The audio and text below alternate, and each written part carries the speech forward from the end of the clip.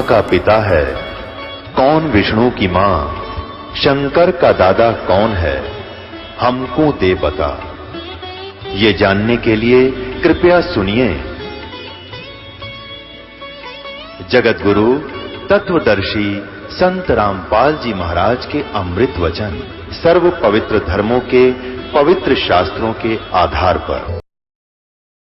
जो कुरान है उस सत्र का ज्ञान वो सही है, लेकिन उसमें ना पवित्र गीता में, ना पवित्र वेदों में, ना पवित्र कुरान शरीफ में, ना पवित्र बाइबल में उस पूर्ण परमात्मा की पूर्ण जानकारी नहीं है। उसके लिए ऑप्शन छोड़ रखा है।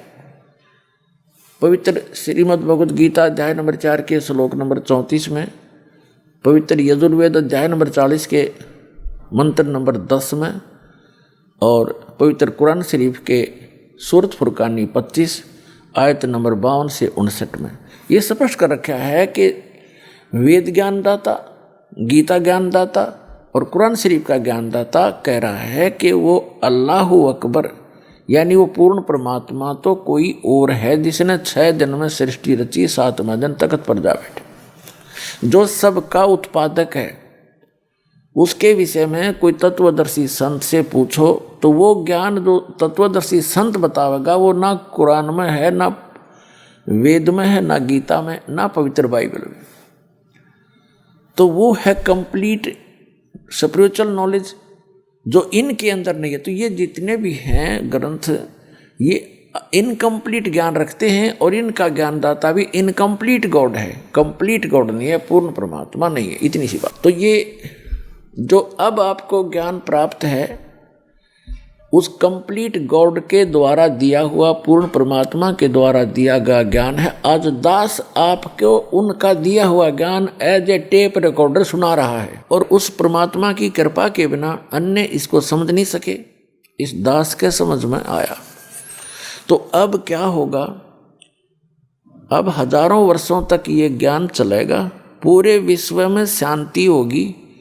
ये माया को इकट्ठी करने की जो दौड़ लग रही है, आग लगी पड़ी है प्रत्येक प्राणी के अंदर, ये इस ज्ञान से शांत होगी। अब पुण्यात्मा, आज जैसे किसी के पास कार है, कोठी है और सैकड़ों हजारों की एकड़ जमीन खरीद कर डाल रखी है, और चाहे वो प्रधानमंत्री बना हुआ है, चाहे सारी पृथ्वी का भी राजा है और बहुत धन इकट्ठा करके सोने से सबसे भर रखे हैं उन्हें बैंक वगैरह, और कल मृत्यु होगी और परसों गधा बन जाएगा, खा के ये जीवन उसका। तो बिना ज्ञान के गोबर के भूंड की तरह हम गोबर इकट्ठा करते करते मर जाते हैं, पर सब्र नहीं हमारे। तो इस ज्ञान से सब्र होगा। इस ज्ञान से आत्मा हट जाएगी इससे कि क्या कर रहा हूँ मैं, करना क्या चाहिए था, कहाँ डले ढो रहा हूँ, ऐसे अनमोल जीवन को बर्बाद कर रहा हूँ।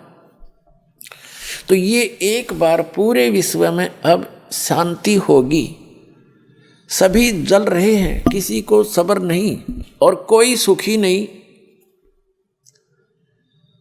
अब जैसे आपको बहुत बार बताया है कि दास एक बार गोवा गया हुआ था। गोवा समुद्र के किनारे एक शहर बसा हुआ है, गोवा, वो प्रांत भी है गोवा।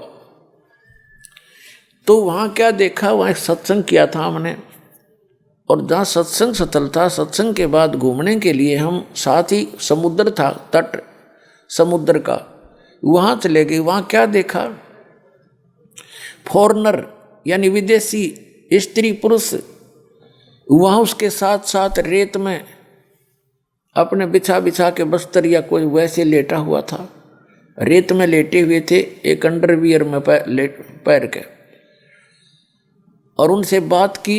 एक आधे भक्त ने, हमने तो अंग्रेजी आवा नहीं थी, तो कहते आनंद आ रहा, आनंद यहाँ इनको। तो उसने बताया कि ये कह रहे हमें यहाँ आकर शांति प्राप्त होती है, और वो बता कि वहाँ हमारे बड़े बड़े बिल्डिंग हैं, फैक्ट्रियाँ चलती हैं, सैकड़ों नौकर, हजारों हमारे नौकर हैं। नमन में बड़ी हंसी आई है, दाता दया तेरी, देखिए रेत में सुख फिर वो डले क्यों ढोए तुमने, जहाँ सुखे नहीं आग आग इकट्ठी कर ली। तो जो सुख उनको वहाँ मिला उन कोठी और बंगला में नहीं है, वहाँ तो आग लगी पड़ी है। और आग क्यों लगी है उन कोठी बंगलों में? क्योंकि भक्ति नहीं है। तो पुण्यात्माओं फिर ये बात समझ में आओगी उनके। अभी तो वो वहाँ छोड़कर यहाँ समुद्र का किनारा आवे सुख प्राप्ति के लिए, और खाक सुख और रेत में के सुख है। 10 मिनट पाछे फिर 2 दिन पीछे फिर उस आग में जलना हो न जा करके। अगर जब सुख इतना हो करके ही है, सब कुछ त्याग कर एक लंगोट बांध कर सुख है, तो पहले से सीमित हो जाओ तुम, घर पे भी सुख हो जाएगा। तो ये आपको दास ये ज्ञान देना चाहता है कि केवल कबीर साहब परमात्मा ने बताया है, पूर्ण ब्रह्म ने, साईं इतना दीजिए जिसमें कुटुंब समावे, हम भी भूखे ना रहे, अतिथि ना भूखा जावे।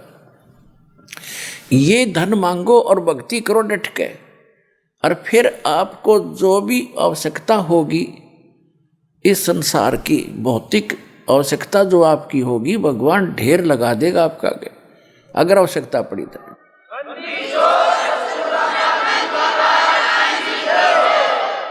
अब जो दास कंसेप्ट क्लियर करना चाहता है कि द्रौपदी का चीर बढ़ा, उसको समझाने के लिए आपको ये भूमिका बना रहा है दास।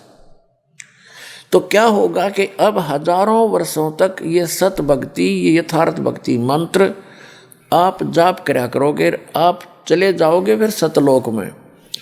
जो लास्ट के व्यक्ति होंगे, क्योंकि प्रत्येक यहाँ काल की व्यवस्था है, समय आने पर उसमें बुराई घर करना शुरू कर देती है। 1000 वर्ष तक तो ये प्योर चलेगा, और अरबों खरबों की संख्या में भक्त मुक्त होंगे, सब सतलोक चले जाएंगे।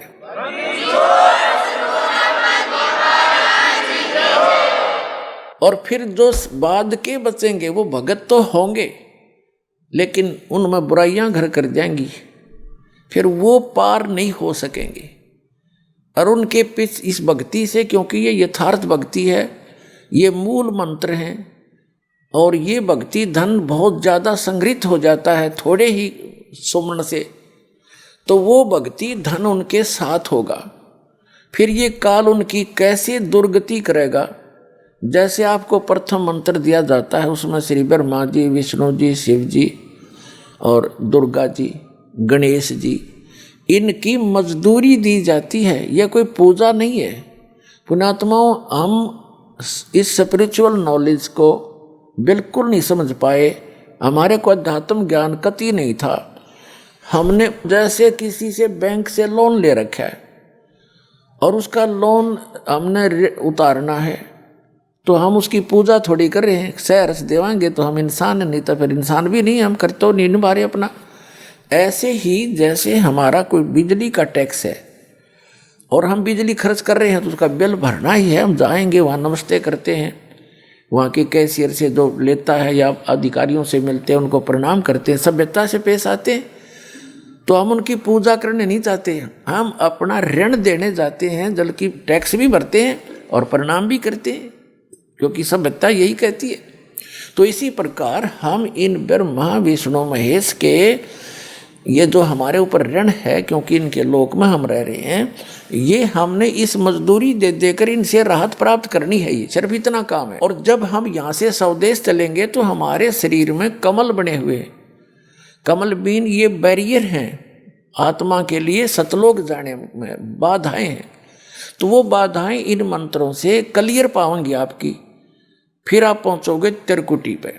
हमारे शरीर में कमल हैं, मूल कमल है, जैसे बैकबोन है रीढ़ की हड्डी, इस ये जा करके लास्ट में गुदा के पास समाप्त होती है, और उस जहाँ ये एंड होता है इसका अंदर की तरफ, हमारे शरीर के अंदर की तरफ, इसके 2 उंगल ऊपर, लगभग 1 इंच ऊपर, एक कमल की शकल की, कमल के आकार की आंतड़ियाँ बनी हुई हैं। जैसे कमल के फूल के पत्ते होते, आंतड़ियों की ऐसी निशान से हैं। अब तो भक्ति है नहीं आपकी, तो वो ऐसे चिपके हुए हैं जैसे खाली ब्लेडर होता है। और जब भक्ति शुरू होगी तो उनके अंदर ये मंत्र से हवासी भरी जाएगी, और वो अंदर की नसें तन जाएंगी। जैसे गाय भैंस का सतन पहुँचने से पहले, यानी उसमें जब दूध प्रवेश नहीं होता तब से पहले वो लटकते रहते हैं, और जब बछड़ा और बच्चा छोड़ा जाता है, उसको चूसने की चेष्टा करता है, वो तन जाते हैं, ऐसे तो उनमें दूध आ जाता है, तो उसी से तनते हैं। तो ऐसे ही वो कमल के आकार की जो छोटी छोटी सी आंतड़ियाँ हैं, इस भक्ति के मंत्र से वो तन जाती है। और अब वो ऐसे लटक रही हैं, अब वो जब खिल जाएंगी ऐसे खुल जाएंगी तो अंदर से एक चमक निकलेगी, बिल्कुल सर्च लाइट जैसी, बिल्कुल बारीक सी, और तब वो समझो खिल गई। तो अब हम फिर हमारा वो क्लियर हो गया, ये समझ लो वो बैरिगेट क्लियर हो गया। हमने किसी कमल में प्रवेश नहीं करना है, क्योंकि ये तो एक रास्ते में आपके मार्ग में ये काल की दुकान है। इनमें जैसे बालक है, माँ बाप ने भेजा जा बेटा खेत में रोटी देकर आ, रास्ते में कोई मेला है, वो कहीं मदारी रीछना चाह रहा है, कोई गाने गा रहा है, कोई चाट बेच रहा है, कोई खिलौने बेच है, तो वो बच्चा यदि उन खेलों को देखने लग गया तो वो वही खड़ा रह जाएगा और उस काम से वो नहीं पहुंच पाएगा। तो घर वाले गढ़ेंगे उसने, तो भेजा था कहाँ, वहाँ भूखा मरा, तू यहाँ बकवाद कर रहा। तो इस प्रकार हमने मार्ग में चलते समय उनको नहीं देखना है, अपना जो कर्तव्य है उनका टैक्स क्लियर पाओगा आपका। परमात्मा साथ रहेंगे इस दास के रूप में। जब आप यहाँ से चलोगे आपका अकाउंट कराता चलेगा।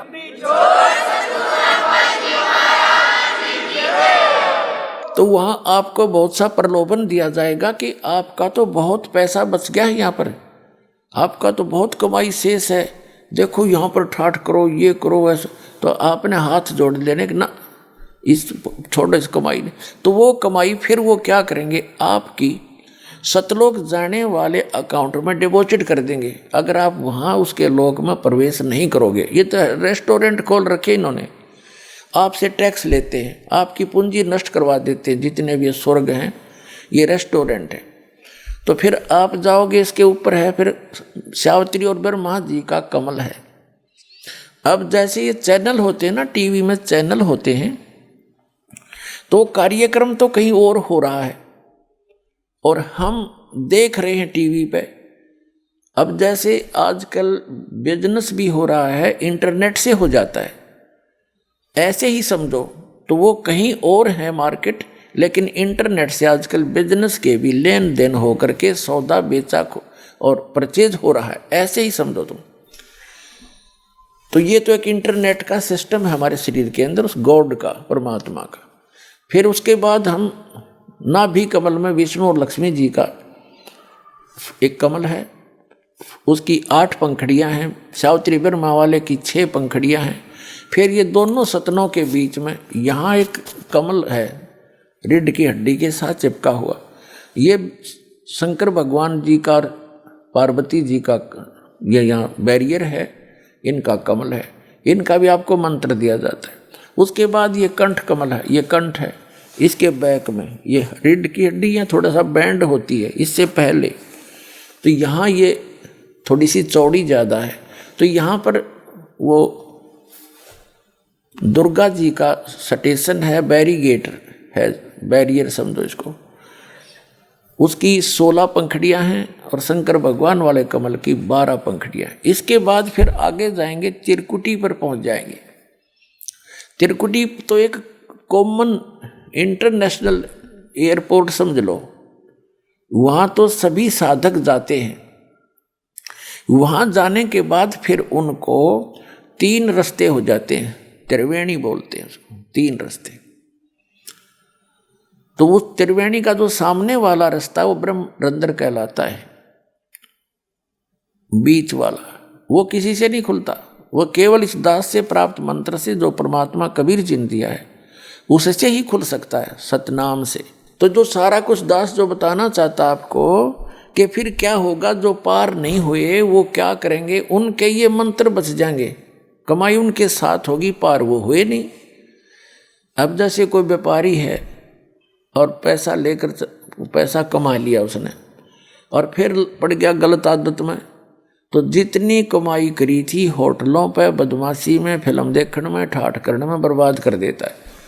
तो जो भक्त यहाँ रह जाएंगे उन्हीं में से ये काल ऊपर स्ट्रोक करेगा। इसने इस ब्रह्मलोक के अंदर एक ब्रह्मांड में ब्रह्मलोक बना रखा है। ब्रह्मलोक में एक इंद्र, महाइंद्र का लोक है, महाइंद्र, उसको महास्वर्ग बोलते हैं। उससे आगे है फिर नकली सतलोक, नकली अलखलोक, नकली अगमलोक और आगे डुप्लीकेट अकय लोक, अनामी लोक बना रखे। तो इन पुण्यात्माओं को जिन्होंने सतनाम का जाप कर प्राप्त है और वो पार नहीं हुए, और सार नाम भी प्राप्त है, वो पार नहीं हुए, क्योंकि पार तो कोई गलती कर दी उसमें भी रह जाओगे तुम, बेशक तीनों नाम प्राप्त हो गए। तो उनको फिर जो सार नाम प्राप्त है उनको अकय लोक में, उसमें अगम लोक में रखता है, अगम लोक में। और जो दूसरा सतनाम तक प्राप्त हैं वो अलख लोक और उस सतलोक में उनकी कमाई के आधार से रखता है, यहाँ नकली सतलोक अलख लोक में। और फिर वहाँ से भी उनके फिर पुण्य बच जाते हैं, उनको फिर ये क्या करता है, उन्हीं आत्माओं में से, जैसे ब्रह्मा जी की मृत्यु होगी जब इसके 100 वर्ष पूरे हो जाएंगे, तो दूसरा ब्रह्मा उत्पन्न करके दुर्गा के संयोग से अपने पुत्र रूप में ये उस स्थान पर उसको कोमा में रखता है, उस रजोगुण प्रधान क्षेत्र में। जिन्होंने इस दास के सत्संग बहुत सुन रखे हैं वो आसानी से समझ सकते हैं। आज डिटेल नहीं बताऊंगा, आज दास दूसरे जो उद्देश्य सत्संग का वो अन्य है, उसकी भूमिका बना रहा हूँ। तब आपके समझ में आवेगा। नहीं तो आज तक आपने उआबाई सुन रखी है, तत्व ज्ञान किसी से बताया नहीं, सब जो है ना एंड वेंड मार करते, हमारा अंतःकरण खराब कर डाला, हमें विद्वान बना दिया नकली।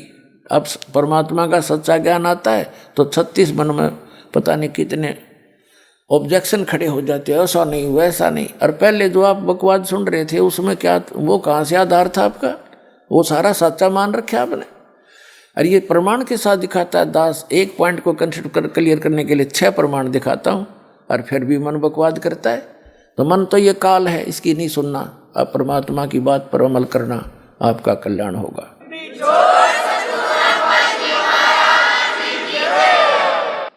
तो फिर ये क्या करता है, जैसे फिर 7 ब्रह्मा की मृत्यु के बाद एक विष्णु जी की मृत्यु होती है, तब उन्हीं पुण्यात्माओं में से जो अब भक्ति करेंगे, ये सही भक्ति कर लेते हैं, इनकी पार होते नहीं, इनके पास भक्ति धन जो का त्यों रह जाता है, उन्हीं में से फिर ये विष्णु जी बना तैयार करके रखेगा, उसको विष्णु के पद पर रख देगा। फिर 7 विष्णु की मृत्यु के बाद एक शंकर जी की मृत्यु होगी, तमोगुण शंकर की। तो तब तक ये एक और अन्य उन्हीं पुण्यात्माओं में से अपना पुत्र रूप में शंकर तैयार करके रख लेता है। और उन पुण्यात्मा जो वर्तमान में ब्रह्मा विष्णु महेश बने हैं, ये आगे 84 लाख योनियों में चले जाएंगे। उसके बाद फिर ये कहाएंगे स्वर्ग में आएंगे, ये पुण्यात्मा ब्रह्मा विष्णु महेश स्वर्ग में इनके रहे खये जो पुण्य है वहाँ समाप्त करेंगे। उसके बाद पृथ्वी पर आकर ये राजा बनेंगे। ऐसे थोड़ा जल्दी से खत्म होता है, इतना धन इकट्ठा हो रहा है आपका। राजा बनकर फिर ये नरी को वध करेंगे, कहीं शिकार खेल लेंगे, एक दूसरे के राज को हड़प करने के लिए लाखों लोगों को मरवा डालेंगे, मार डालेंगे, और गुटी सूटी लाओगे और नरी बकवाद करेंगे। यानी इनके पुण्य समाप्त होंगे, पाप की वृद्धि शुरू हो जाएगी, और अगले जन्म में ये गधे बना दिए जाएंगे। तो ये पूरा प्रोसेस है इस काल भगवान का। परमात्मा ने दास को अकल दी, बुद्धि दी, और अब आपको चाहता हूँ कि मास्टर बना दूँ, आप मार ना खाओ, किसी की बहकाई में नहीं आओगे, ऐसा तैयार कर दूंगा यदि विश्वास रखोगे तो फिर क्या होता है, उन्हीं पुण्यात्माओं में से कोई जैसे द्रौपदी बनती है, कोई किसी सत्र पर आती है, कोई कुंती बनती है, अच्छी आत्माएं होती हैं ये। तो ऐसे अब दास जिस स्थान पर आपको लाना चाह रहा था अब पहुँचे हैं। जैसे ये परमात्मा इतना दयालु है, कहते हैं जो जन मेरी शरण है ताका हूँ मैं दासे, गेल गेल लाग्या फिरूं जब तक धरती आकाशे।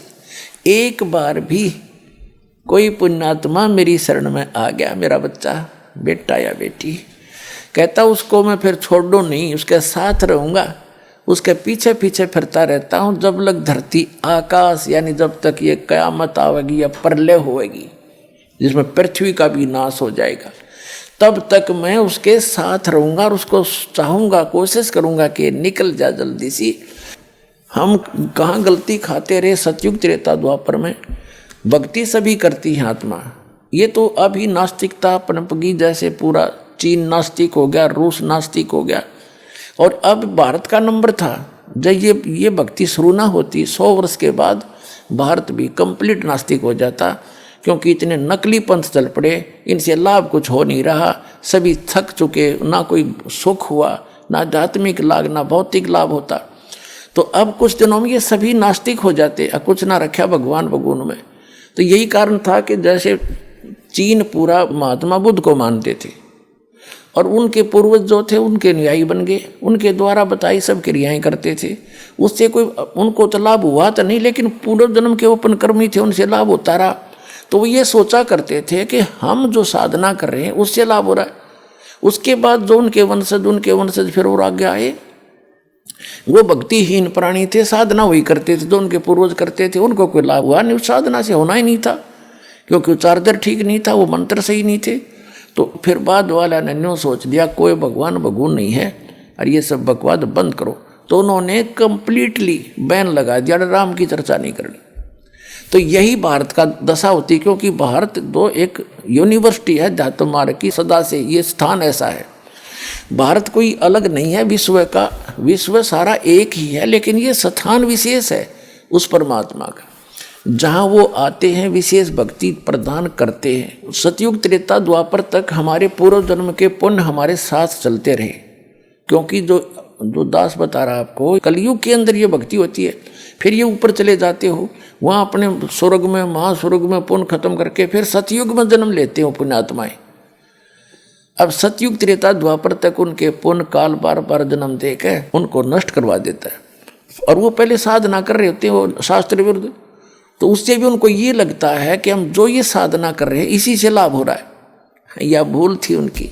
अब जैसे पुण्यात्माओं, यहाँ परमात्मा की वाणी में आया है कि बेसम पिता और द्रोणाचार्य ये कर्ण से बाणों मारे और महाभारत में टटीरी के रखे, वहाँ घंटा टूट पड़ा रे। अब जैसे एक टटीरी पक्षी थी, वो पिछले जन्म की पुण्यकर्मी प्राणी थी, और परमात्मा पक्षी रूप में भी पुण्यकर्मी प्राणी जो अपने मनुष्य जीवन का जो संस्कार पूरा करके पशु जुनी में भी चली गई थी वह, तो वहाँ भी उसने पुकारा, उसका कोई पुण्य शेष था तो वहाँ भी रक्षा कर दी उसकी। अब वो टटेरी ना तो राम न जाने थी, ना कृष्ण ने, और ना ब्रह्मा को, ना विष्णु को, ना उसने कोई मंत्र का पता था।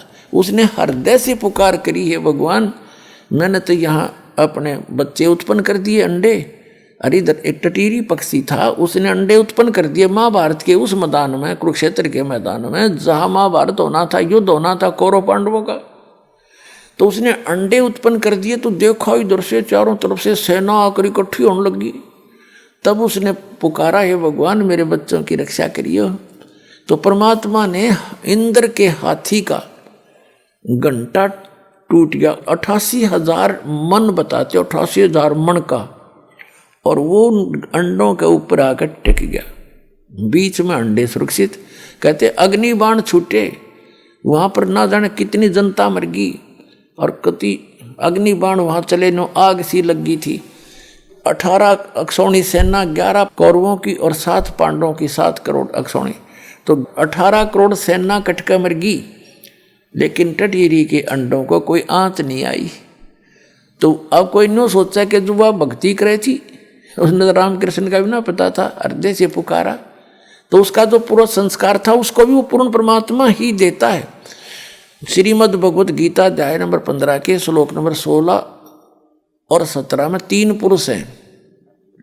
एक सरपुरुष, ये तो ब्रह्म है जो स्वरूपी निरंजन काल 21 ब्रह्मांड का स्वामी, और अक्षर पुरुष है, ये 7 संख ब्रह्मांड का मालिक है, ये भी इनकम्प्लीट गॉड है। और उत्तम पुरुष है तू अन्य, गीता जी के 15वें अध्याय के 17वें श्लोक में, उत्तम पुरुष है तू अन्य परमात्मा इति उदाहरते, ये लोग तेरम अविश्य विवृत्ति अवैश्वर है। उत्तम पुरुष तो इन दोनों से सरपुरुष अक्षर पुरुष है कोई और है, और वही तीनों लोकों में प्रवेश करके सबका धारण पोषण करता है, और वही वास्तव में अविनाशी है, वही परमात्मा कहने योग्य है।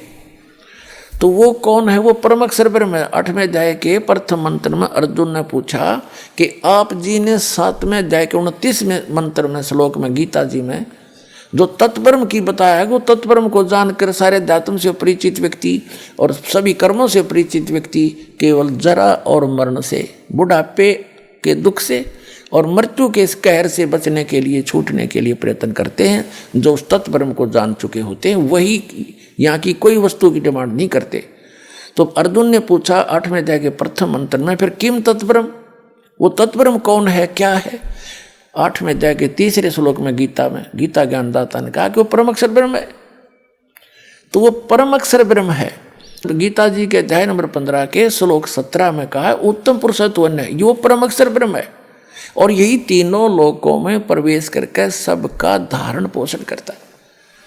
जब भी इन ब्रह्मा विष्णु महेश पर भी आपत्ति आती है, क्योंकि ये भी तो उसी के बच्चे हैं, इसी की साधना करके ये इस पद को प्राप्त है, तो इसका इन अनुवादा किया है कि जो जन मेरी शरण है ताका हूं मैं दास, और गेल गेल लाग गया फिरो जब तक धरती आकाश है। तो पुण्यात्मा जो दास आपको बताना चाहता था कि जैसे आप जी को ये भ्रम था कि मैं छोटी मोटा कोई सुख शांति आपको प्राप्त है और आप सोच रहे थे मैं माता की पूजा करता हूँ या हनुमान जी की करता हूँ या विष्णु जी की करता हूँ या कोई और किसी संत की शरण में जाकर शास्त्र विरुद्ध साधना प्राप्त हो, और आप सोचते हो मुझे संत से लाभ मिला है, ये आपकी भूल है, अध्यात्म ज्ञानहीनता है। उनसे लाभ हो ही नहीं सकता आपको। अरे ऐसे लाभ तो टटीरी को मिल गए जो कुछ भी भक्ति ना करे थी। ये बताना चाहता दास कि वो कौन सी भक्ति कर रही थी, वो पूर्व संस्कार से ही मिला उसको। कहते हैं वहां उसके बच्चों की रक्षा करती और करने वाला वही है, ये याद रखना। कौन है वो? अल्लाह अकबर है। वो अल्लाह बड़ा, अल्लाह अकबर माने बड़ा भगवान, अल्लाह कबीर, यानी हम उसको पूर्ण परमात्मा, परम अक्षर ब्रह्म, उत्तम पुरुषत्व अन्य वो कहते हैं। वही सबके काम सारता है, उनके संस्कार वश भी वही आकर के वो पूरे करता है। कहते हैं सोचल छिद्र मैं करूं अपने जन के काज। अब जैसे दास आपको बताना चाहता है कि दुर्योधन और दुशासन को द्रौपदी तीर उतारे, अंधे को कोपीन दी थी। ये है सुख संवेद जो दास आपको सुनाने जा रहा है, जो परमात्मा से प्राप्त। आदरणीय गरीबदास साहिब जी ने अपना एफिडेविट दिया, बोला अमृतवाणी से सुना रहा, उनकी अमृतवाणी से, कि अंधे को कोपीन दी थी और बढ़ गए अंत पारे। अब ये द्रौपदी कौन? ये भी उसी की बेटी, उस परम अक्षर ब्रह्म की। उसने कभी इस भक्ति युग में, सतयुग, इस कलयुग के भक्ति युग में जो भक्ति की हुई थी पार हुई नहीं, निर्भाग यहीं रहेगी हैं। और फिर वो ऊंचे ऊंचे लोकों में रही, फिर वहां से। अब जैसे दुर्गा जी ने श्राप दिया था ब्रह्मा जी को और गायत्री और पोपवती को, उन्होंने झूठ बोली थी, तो उसके बाद इस काल ने भी इसको श्राप दिया था कि तू द्रौपदी के रूप में जागी और तेरे 5 पति होंगे। जैसे ब्रह्मा जी को तो श्राप दे दिया था दुर्गा ने कि तेरी पूजा जग में नहीं होगी और तेरे जितने भी अनुयायी होंगे उनको अध्यात्म ज्ञान तो होगा नहीं, लोग उनको ब्राह्मण पंडित समझा करेंगे और वो लोग दुनिया को ठग ठग खाएंगे, अपना कर्म बिगाड़ेंगे और तेरे जैसे झूठे होंगे।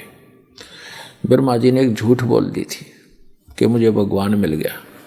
उसकी गवाही दे दी थी गायत्री और पोपवती, 2 लड़कियों ने। तो गायत्री को श्राप दिया था कि तू गाय के रूप में जन्म लेगी और तेरे कई सांडपति होंगे, कई बैलपति होंगे।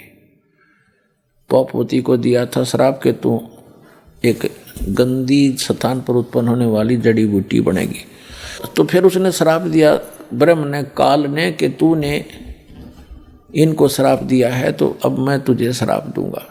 तू कौन होती है मेरे इस विधान में भंग डालने वाली?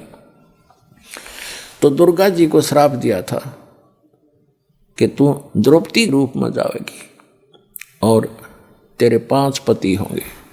तो ये पूर्व निर्धारित, यानी पावेगा अपना कियारे, भोगेगा अपना कियारे, तो तब तक ये अपना कर्म ही पूर्व जन्म का भोग रहे होते हैं। अब पुण्यात्माओं परमात्मा जो है, जैसे द्रौपदी जो है दुर्गा के लोक से आई हुई उसकी निज आत्मा है। जैसे किसी की बेटी दुखी होती है, विवाह कर दिया पुत्री का, और आगे पति निकम्मा मिल गया, शराब पी और कुटे उसने, घर से बाहर खड़ी कर दे, तो माता पिता उसको सुनकर स्वयं उससे भी ज़्यादा दुखी होते हैं।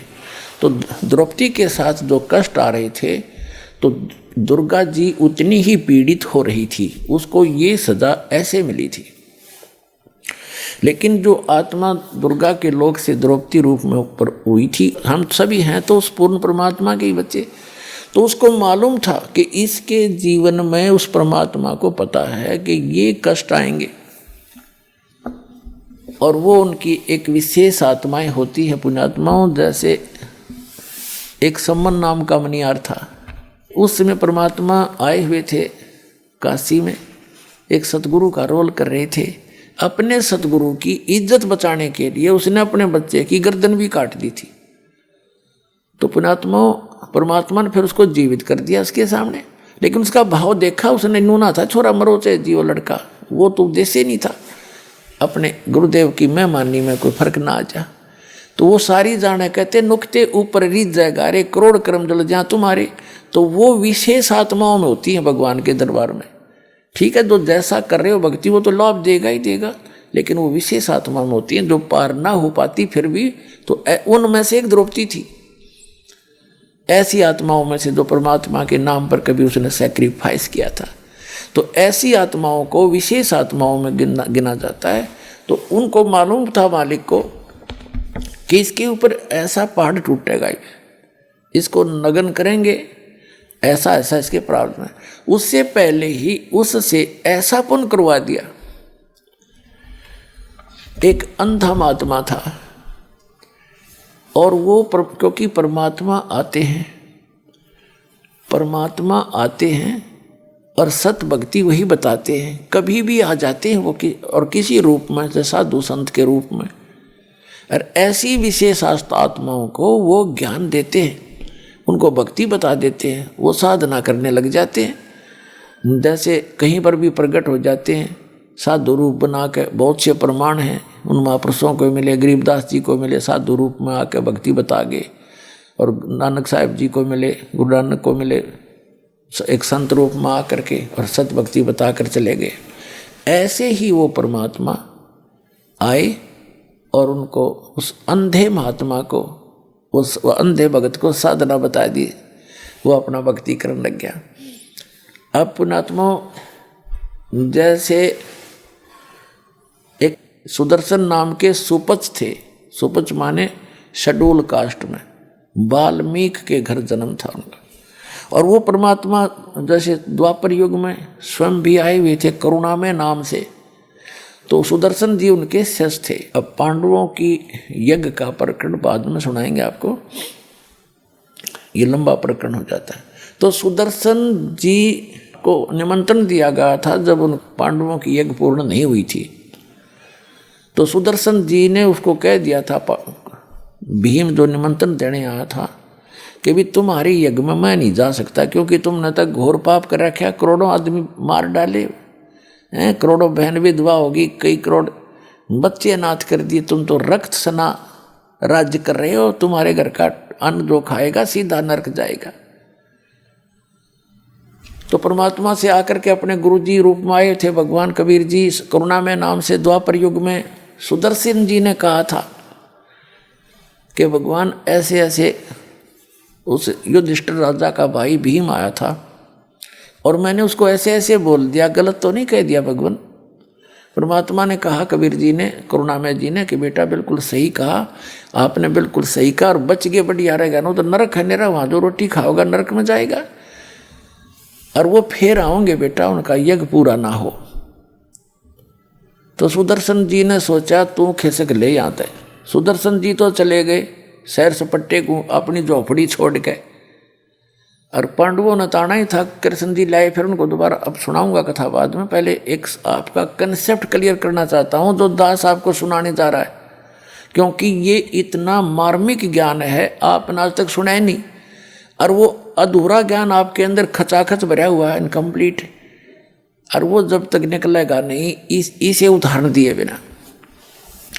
तो सुदर्शन जी चले गए, उधर से कृष्ण भगवान उन सबको लेकर गए कि तुम चलो और हाथ पैर जोड़ो, सुदर्शन को लाओ, उसी से तुम्हारा कल्याण होगा। सुदर्शन जी तो झोपड़ी छोड़ के वहाँ स्वयं परमात्मा कबीर जी सत्य पुरुष, अमर पुरुष, परम अक्षर पुरुष सुदर्शन रूप बना कर बैठ गए। तब पांडवों का यज्ञ पूर्ण किया। नाम सुदर्शन का, कहते करे करावे साइया मन में लहर उठा, दादू सरदर जीव की आप बगल हो जा।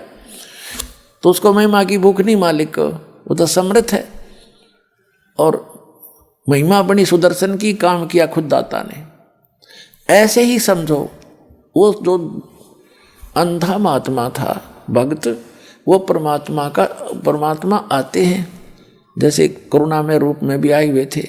तो उनसे मिले, उनको ज्ञान दिया, उस भक्ति से वो अपनी भक्ति कर रहा था, सत भक्ति कर रहा था अंधा महात्मा।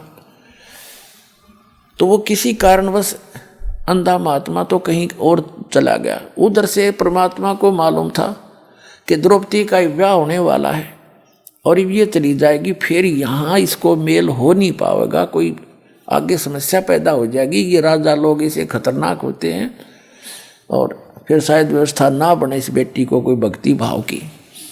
और वो श्री कृष्ण जी को अपना गुरु मान बैठी थी। आगे चल के विवाह होने के बाद उसने श्री कृष्ण जी को अपना गुरु बना लिया। उससे पहले, विवाह से पहले की बात है, तो राजा द्रौपद ने गंगा के किनारे पर, गंगा दरिया के किनारे पर एक लेडीज घाट बना रखा था। और वहाँ उस द्रौपदी हजारों सहेलियों के साथ, सैकड़ों सहेलियों के साथ प्रतिदिन मुंह अंधेरे वक़्त से उठकर स्नान करने जाया करते थे। उस क्षेत्र में जेंट्स का जाना अलाउड नहीं था।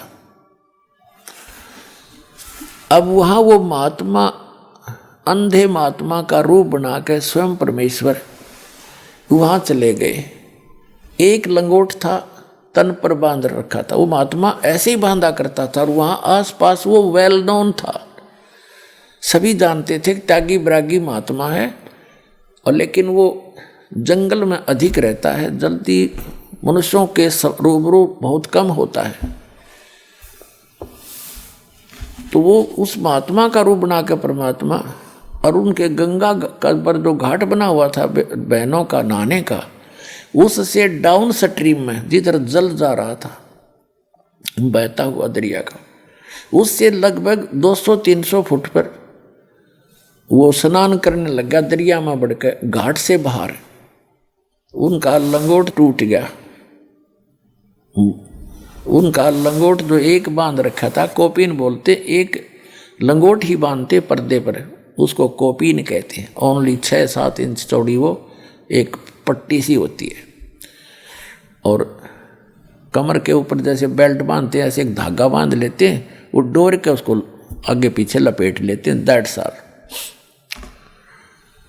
तो वो संत, वो लीला देखो, दास अब उसको अंधा महात्मा ही कहेगा क्योंकि मालिक उसका रोल, जैसे हम सुदर्शन को ही महिमा देते हैं तो अब भी उस अंधे महात्मा के ही रोल में मालिक रोल कर रहे थे, ऐसा ही बताएंगे। तो अंधा महात्मा स्नान कर रहा था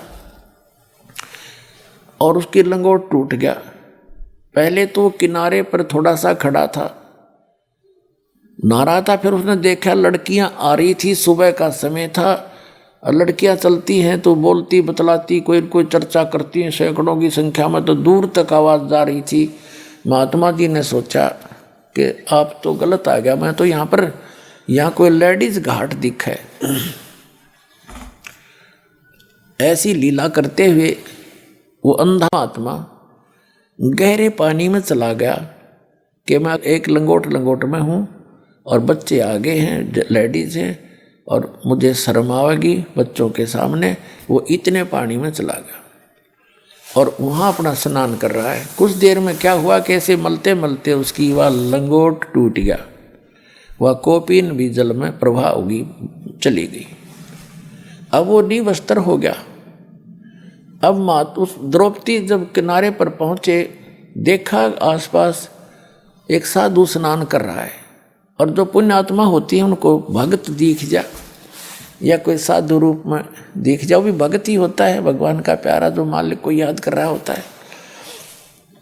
तो उसके लिए उसकी एक विशेष तरफ बनती है। तो द्रौपदी ने सोचा महात्मा है और भगवान की चर्चा करेंगे इससे, जब ये स्नान करके बाहर आ जाएगा तब तक हम भी स्नान कर लेती हैं। उन्होंने ऐसा सोचकर वो स्नान करने लगी। घंटा आध घंटा उन लड़कियों को लगा। नहाकर कपड़े बदल कर वो खड़ी हुई, देखा महात्मा चला तो नहीं गया। तो उसने क्या देखा कि वो महात्मा ना स्नान कर रहा है और इन दोनों बाजुओं से नीचे तक पानी में गंगा में खड़ा है और हाथ ऐसे मार रहा है जैसे कोई चीज ढूंढ रहा हो। तो द्रौपदी को गॉड गिवन कुछ कॉमन सेंस अच्छी थी, वह समझ गई कि महात्मा का बाहर तो कोई वस्त्र दिखाई देता नहीं और हो ना हो इनका कौपीन बह गई हो। फिर कुछ दिव्य दृष्टि थी द्रौपदी के पास, उसने देखा कि सचमुच महात्मा तो नंगे हैं और ये बाहर आएंगे भी नहीं। और चलो हम ना बात करेंगी तो सारा दिन इसमें रहेगा, रात्रि में निकलेगा यो, इतना इज्जत वाला व्यक्ति है। तो लड़की ने सोचा महात्मा दुखी होगा। तो उसी समय उसने अपनी साड़ी से, एक राजा की लड़की, विचार करना पुण्यात्माओं कितनी कीमती साड़ी पहन रही होगी। हम अपने बच्चों को, चाहे मजदूर हैं हम, अपने बच्चों को अच्छे अच्छे कपड़े पहनाते, अपने औकात से भी अच्छे। तो राजा की लड़की की कितनी कीमती साड़ी होगी और उसके साथ कितनी नौकरानियां भी थी। अपना परमात्मा कहते हैं लोभ करे तो ऐसा करे। बैराग नाम है त्याग का 5-25 माह। जैसे अब हम लोभ करते हैं, लालच करते हैं, बेईमाना करते हैं, माया जोड़न का दूसरों को धोखा दे के, और फिर लोभ करे, बेईमाना करे कि मैं सेवा करूं, मैं दान घड़ा करूं, दूसरे से भी ज़्यादा सेवा करूं, वो बेईमान ना करे। जैसे द्रौपदी ये भी कह सकती थी अपनी बांदी को, नौकरानियों को, कि इनको कपड़ा डाल दे, वो साड़ी की साड़ी डाल देती। उसको मालूम था नौकरानियों को, एक साड़ी रानी के कहने से, राजा की लड़की के कहने से दूंगी तो मुझे 10 देगी जाते ही। लेकिन उसने वो भी चांस उनको नहीं दिया। द्रौपदी ने स्वयं अपनी साड़ी का एक बिल्हात, एक गट बोले हैं ना पंजाबी में, हिंदी में बिल्हाट देसी भाषा, यानी 9 इंच के लगभग साड़ी पाड़ी अपनी और उस पानी में बहा दी। अब महात्मा का हाथ लग जाएगी, हाथ ऐसे मार ही रहे थे वो पानी में। तो क्या देखा, वो नहीं लगी, हाथ साइड से निकल गई। उसने फिर दूसरी टुकड़ा पाड़ा, फिर छोड़ दी, वो भी साइड से निकल गई। तीसरा 7, 8, यानी ये देखो दो टुकड़ों में कितनी 1.5 फुट साड़ी गई लगभग, और 7, 8 ऐसे फाड़ फाड़ के पानी में बहा दी। तो थोड़ी ही टुकड़ा बचा एक साड़ी में थे। तब उसने सोचा कि ये तो बात नहीं बनेगी। एक लंबी लकड़ी लाई उठा कर जंगल से, लंबी, और उसके कौपीन लपेट दी। कौपीन आकार की साड़ी का कपड़ा लपेट के और धीरे धीरे जाकर जहाँ महात्मा हाथ मार रहा था उसके निकट कर दी। तो उस महात्मा के हाथ लगी। हाथ लगते ही उसने देखा, भगवान का शुक्र मनाया, ये भगवान बड़ी दया करी आपने, ये दाता आप तो इसमें दरिया में भी मेरी इच्छा पूरी कर दी। फिर उसने सोचा था कोई वैसे स्वाभाविक कपड़ा आ गया होगा, चीथड़ा पाटा हुआ कोई कतरसी। फिर उसने देखा कि नहीं, ये तो बहुत कीमती साड़ी है और साड़ी का टुकड़ा प्रॉपर वैसे किसी ने भेजा है। तो कोई बहन बेटी ने, इन्हीं में से किसी ने दया करी। तब आशीर्वाद दिया उसने कि हे बेटी, आज तने मेरी इज्जत राखी, मेरा पर्दा रखा, भगवान तेरी इज्जत रखे और तने घणाए देवे। कहते साधु बोले सहज सुबह, और जो चावे सो कर दे। अब जब तो उस लड़की का को नहीं ध्यान रहा कि एक टुकड़ा साड़ी का दिया था, उसको तो अनगिन साड़ियाँ पड़ी थी। लेकिन जब उसका विवाह हो गया उस लड़की का, द्रौपदी का, और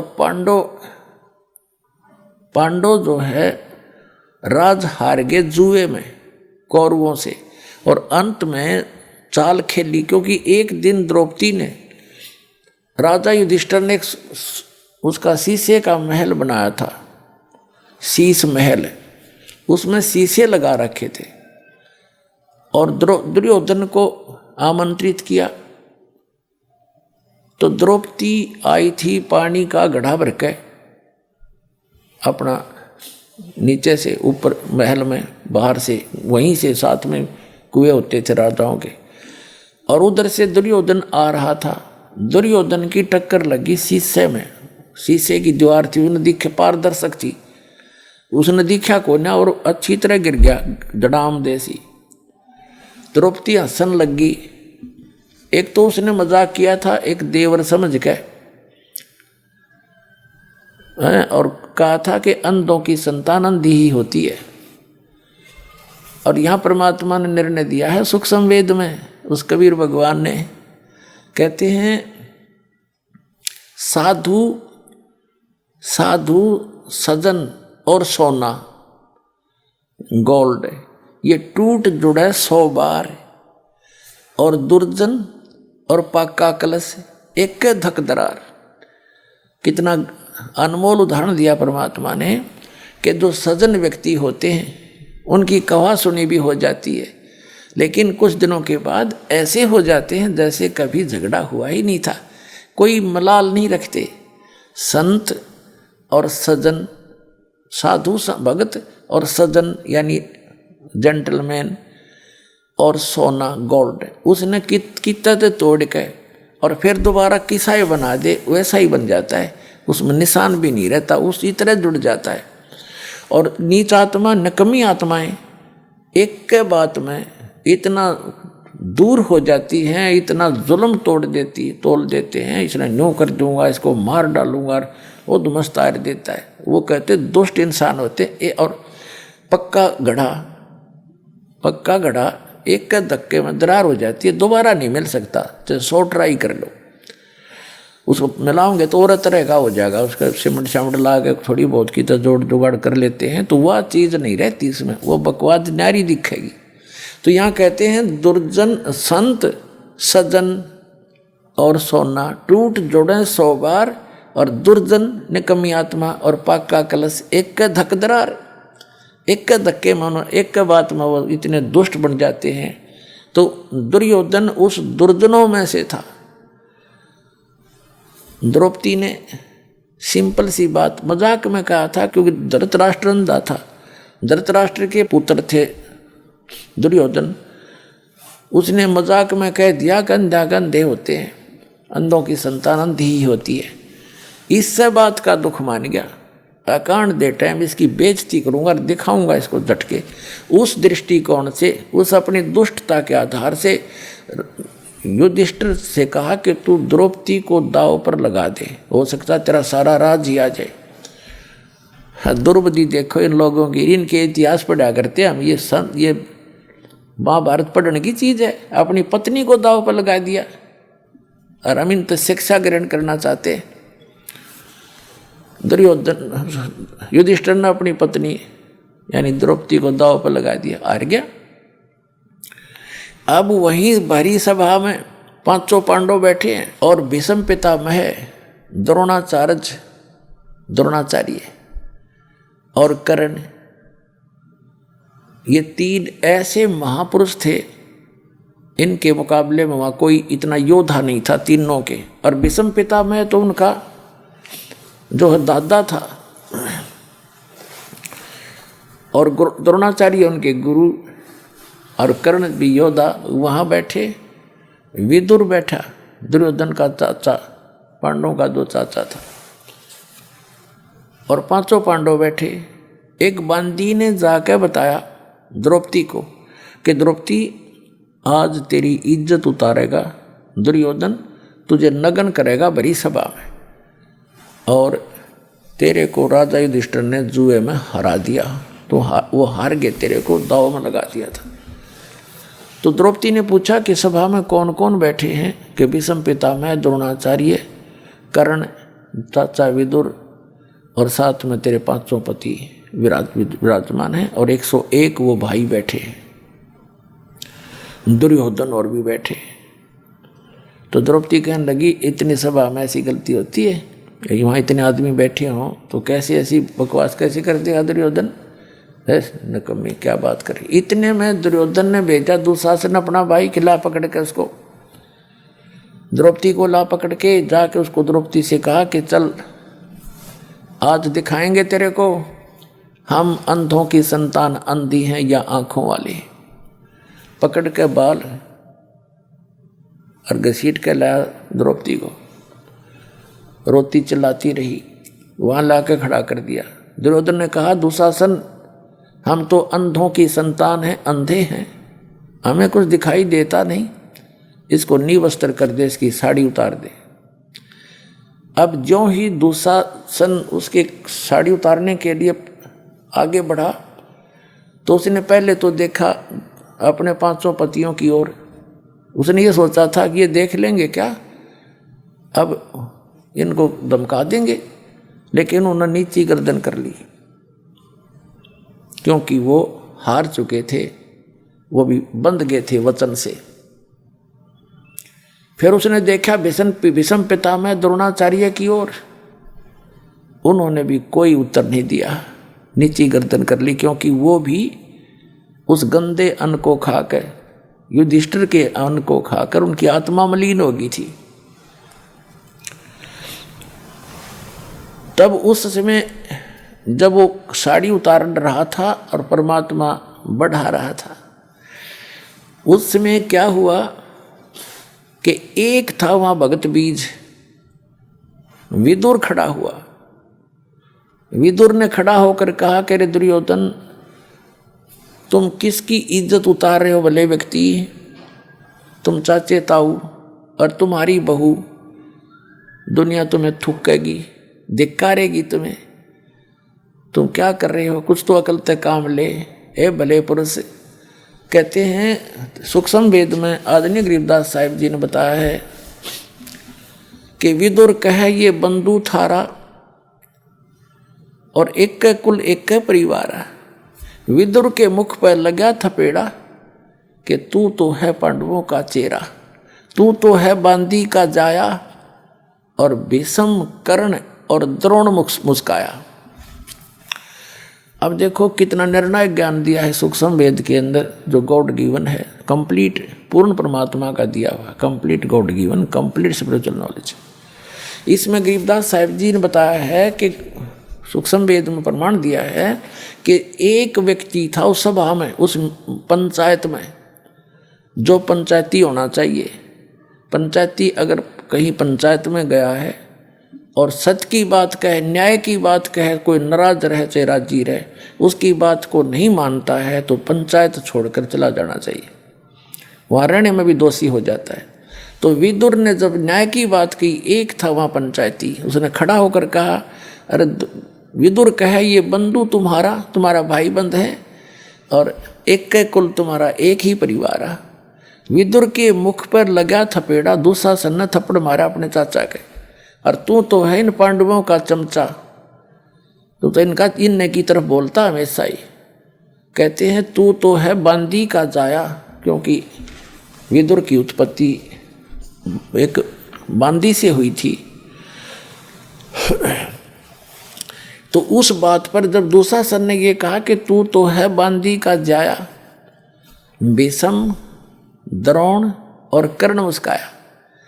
वो तीनों योद्धा भीष्म पितामह द्रोणाचार्य और कर्ण कहते हैं दांतरे काटे, दांतरे हंसे, जबकि उनको खड़ा होकर कहना चाहिए था निकम्मे, खबरदार जब ने तेरा अपने चाचा का हाथ लगा दिया, तेरे जैसा दुष्ट नहीं, निकम्मी आत्मा, और सभा छोड़ देनी चाहिए थी। कहते वो हंसे इस बात पर जब उन्होंने न्यों कहा तू तो बंदी से उत्पन्न है ना, तेरी तो ऐसी ही गुलामों वाली ही वृत्ति है और तो इनका चमचा है।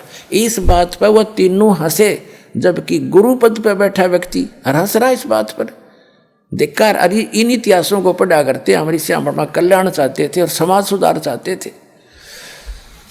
तो कहते हैं जब द्रौपदी ने देखा विदुर चला गया उठ के, अब द्रौपदी ने देखा ये तीनों हंस रहे इस बात पर। अब पुण्यात्माओं, जो आज दास ने कथा सुनाई थी गज और गरा की, हाथी और मगरमच्छ की। जब तक उन्होंने अपने अंगे का प्रयोग किया वह दुखी रहे, और जब उन्होंने मालिक याद किया तो फैसला हो गया उनका। तो हम जब तक अपनी बकवादों में अपना अंगा प्रयोग करेंगे मालिक दूर रहे से, और जब हम उस मालिक को याद करेंगे, यहाँ संसारिक साथी तरह कोई आपका कोई साथ नहीं देगा। आप देख लेना, हमने तो खूब आजमा रखा है। जब हम मालिक की शरण में आते हैं तो उसी को पुकारें।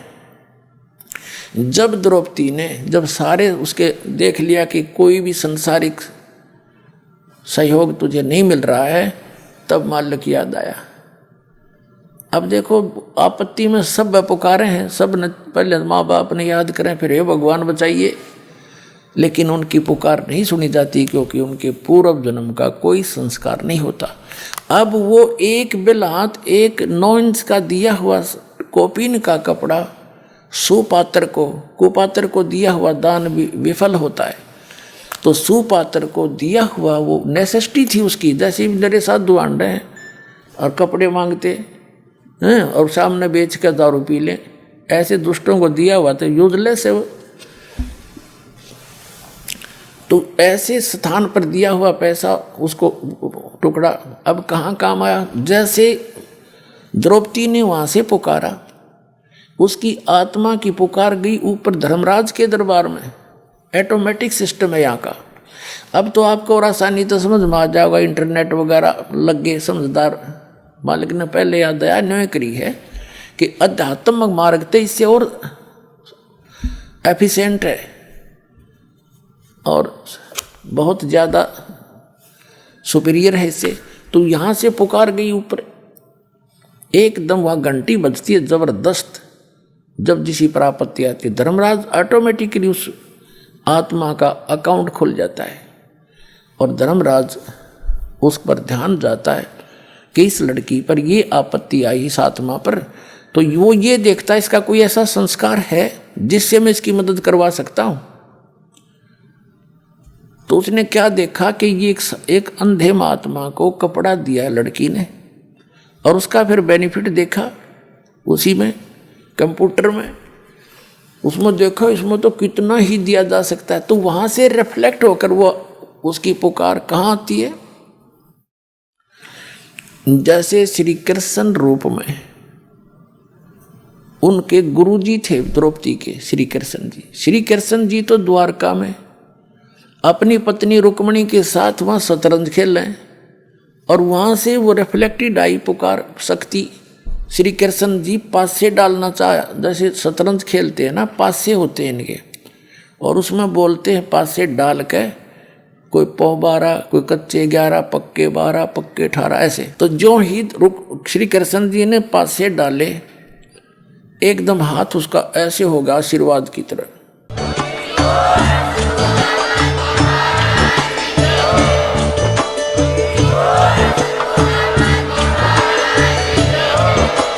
आप सुन रहे थे जगत गुरु तत्वदर्शी संत रामपाल जी महाराज जी के मंगल प्रवचन। अधिक जानकारी के लिए विजिट कीजिए हमारी वेबसाइट www.jagatgururampalji.org। संत रामपाल जी महाराज जी के शुभ आशीर्वाद से पूरे विश्व भर में 500 से भी ज्यादा नाम दीक्षा केंद्र हैं, जिन पर संत रामपाल जी महाराज जी द्वारा ऑनलाइन निःशुल्क नाम दीक्षा दी जा रही है। अपने नजदीकी नाम दीक्षा केंद्र का पता करने के लिए संपर्क करें 8222880541।